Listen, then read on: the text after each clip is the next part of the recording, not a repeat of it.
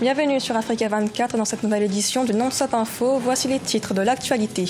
Le ministre des Finances sud-africain, Landla Nene, démissionne. Il était impliqué dans une affaire de corruption et de lien avec la famille Gupta. Au Nigeria, l'ancienne ministre Obiageli Ezekwesili, candidate à la présidentielle en février 2019. Elle espère ainsi devenir la première femme présidente du Nigeria. Et puis, baisse des prévisions de croissance au Nigeria. Le FMI prévoit un taux de 1,9% contre 2,1% initialement prévu en 2018. Une baisse liée au cours du baril du pétrole. Mais d'abord, l'armée tchadienne attaquée dans la région du lac Tchad, une attaque du groupe terroriste Boko Haram qui a fait une dizaine de morts dans l'armée tchadienne et une quarantaine du côté djihadiste. C'est la troisième attaque en 2 mois. La dernière a eu lieu fin septembre sur une île du lac entre les forces de défense et de sécurité tchadiennes et le groupe djihadiste Boko Haram. En Afrique du Sud, démission du ministre des Finances, Landla Nene, l'ancien ministre, a été mis en cause dans une affaire de corruption. Notons que la lutte contre la corruption est l'une des priorités du président Cyril Ramaphosa. Les précisions avec Sharon Kamara.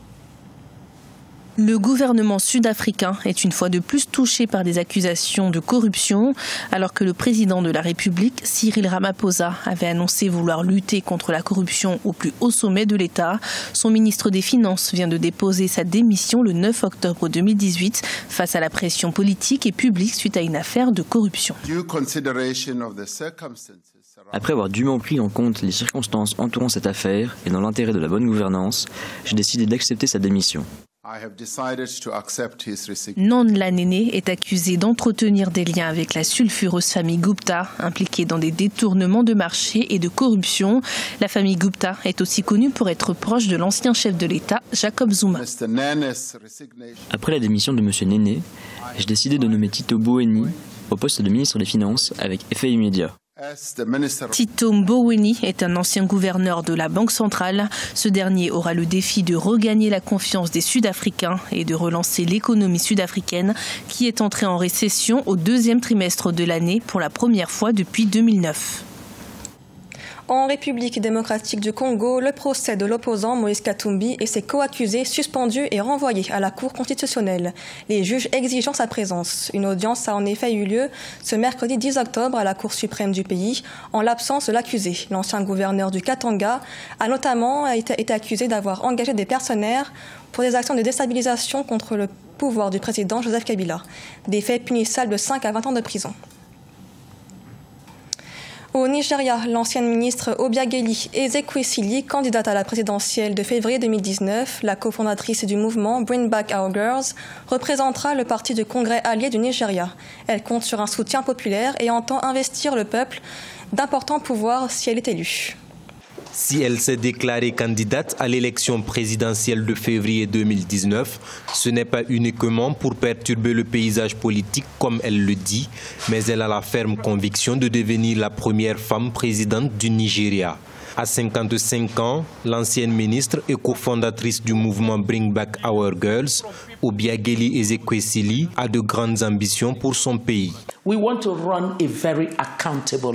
voulons diriger un gouvernement très responsable. Nous voulons que le peuple nigérian soit tellement investi du pouvoir au cours de notre propre présidence que même lorsque nous serons partis, ils suivront fortement et feront les bons choix, car aucune démocratie ne se développe et mûrit sans citoyenneté active.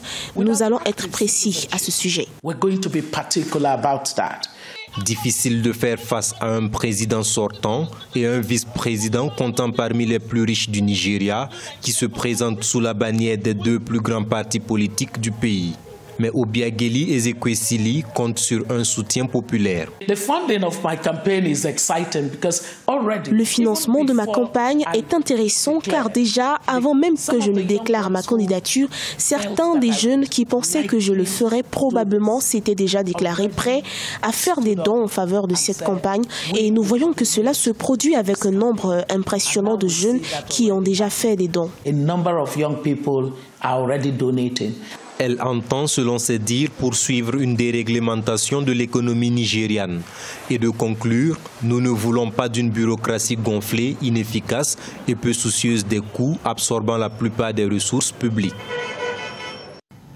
Au Nigeria, les prévisions de taux de croissance en baisse selon le FMI. Un taux de 1,9% est désormais annoncé contre 2,1% initialement prévu en 2018. En cause notamment une économie fragilisée par les cours du baril de pétrole. Les précisions avec Marcel Fabamaroun. Initialement prévu à 2,1%, le taux de croissance du Nigeria a été revu à la baisse par le FMI, Fonds monétaire international, passant à 1,9% en 2018. Les réformes économiques entreprises par le gouvernement nigérian semblaient indiquer un taux du produit intérieur brut à 2,1%, mais le FMI n'avait eu de cesse d'attirer l'attention sur la fragilité de l'économie de ce géant d'Afrique, malgré une récente sortie de récession. On a cru que l'embellie que le baril du pétrole du brut notamment a connu l'année dernière et dans le premier semestre allait se poursuivre. Malheureusement, ce n'est pas ça. Donc, cette tendance haussière sur laquelle le prix du brut s'était déjà inscrite n'a pas survécu au bourrasque de la conjoncture internationale. Avec 16,5% enregistré en 2017, le taux d'inflation au Nigeria devrait se situer à 12,4% et 13,5% respectivement en 2018 et 2019. Le FMI justifie ses prévisions par un resserrement de la politique monétaire et à la modération de la hausse des prix des produits alimentaires. Il y a le traitement de l'inflation à court terme, ça se passe par la fiscalité, et le traitement de l'inflation à moyen et à long terme, ça se passe par la production. Donc plus vous produisez, il y a de fortes chances que les quantités produites inondent le marché et forcément fassent en sorte que le prix baisse un peu. Par ailleurs, l'institution de Bretton Woods indique une croissance en Afrique subsaharienne de 3,1% en 2018 et 3,8% en 2019. Selon des spécialistes, ces taux auraient pu hausser si notamment l'économie nigériane reposait sur des bases plus solides.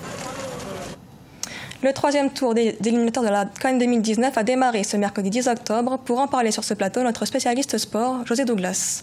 Bonjour Solène. Bonjour José. Quels sont les critères de qualification pour les éliminatoires? Oui, alors tout d'abord, intense activité pour le foot de notre continent jusqu'au 16 octobre 2018 avec le troisième tour de ces éliminatoires de la CAN 2019 en match aller et retour. Les choses sérieuses ont commencé ce mercredi 10 octobre avec au total 48 matchs à disputer. Pour répondre à votre question Solène, les deux premiers de chaque groupe seront qualifiés pour le voyage au Cameroun, à l'exception des Lions indomptables qui sont qualifiés d'office en tant que pays organisateur. Et puis, le dernier ticket sera attribué au meilleur troisième. Et nous apprenons que l'entraîneur de la Libye, le technicien algérien Abdel Amrouche, a démissionné alors bien que la sélection était à un stage de préparation. Plusieurs mois de salaire n'auraient pas été versés. Son adjoint Omar Al-Marni devrait le remplacer. Les premiers résultats sont tombés. Exactement. Ce mercredi 10, il y avait deux grands rendez-vous avec l'Éthiopie qui recevait le Kenya, un groupe F, score final 0-0. Regardez le classement de ce groupe avec le Kenya qui est en tête avec 4 points. Deuxième l'Éthiopie, 4 points également. Troisième le Ghana et quatrième Sierra Leone. Et ce pays justement sera définitivement exclu de la compétition. Nous verrons les raisons dans quelques instants. Groupe K maintenant, groupe K, je dis bien, Zambie-Guinée-Bissau, 2-1. Regardez sur ce tableau avec les trois équipes qui sont ex-aequo. Mozambique est en tête, deuxième la Zambie, troisième Guinée-Bissau et quatrième la Namibie avec seulement 1 point. Et comment se présente la suite des compétitions? Alors justement, triste pour la Sierra Leone qui a déclaré forfait, devrait jouer contre le Ghana, vous le savez, ce jeudi 11 et le 15. La CAF a entériné cette décision.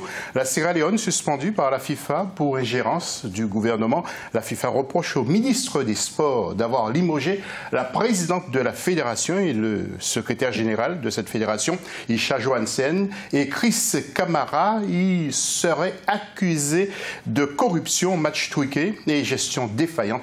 Dossier à suivre, bien sûr. Alors, nous allons voir le tableau du groupe G maintenant. Nous irons au Congo pour un rendez-vous plus qu'important car les Diables Rouges accueillent le Libéria.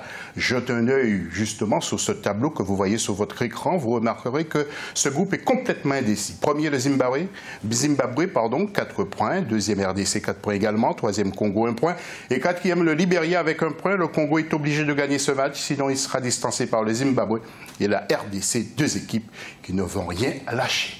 Et vous voulez faire un clin d'œil à une sélection aujourd'hui? Exactement, pour terminer Solène, oui, les Aigles de Carthage, les Tunisiens qui reviennent de mondial en Russie, très mitigés. Ils vont tout miser sur un garçon qui est en forme actuellement. Eh bien, il s'agit de Wabi Kazri, que vous allez voir en image, qui joue à Saint-Étienne, buteur des Verts en France. Eh bien, Je vous rappelle bien qu'il jouera à Rennes l'année dernière. La Tunisie qui a jusqu'à présent rempli sa mission en battant l'Égypte grâce à Taya Yassine Kensissi, puis en allant grappiller encore 3 points face au Swaziland. Reste le Niger qui est à sa portée, mais vous l'aurez constaté, Solène comme moi-même, le niveau s'équilibre d'année en année dans le football mondial et continental. Faire un pronostic aujourd'hui serait hasardeux. À demain.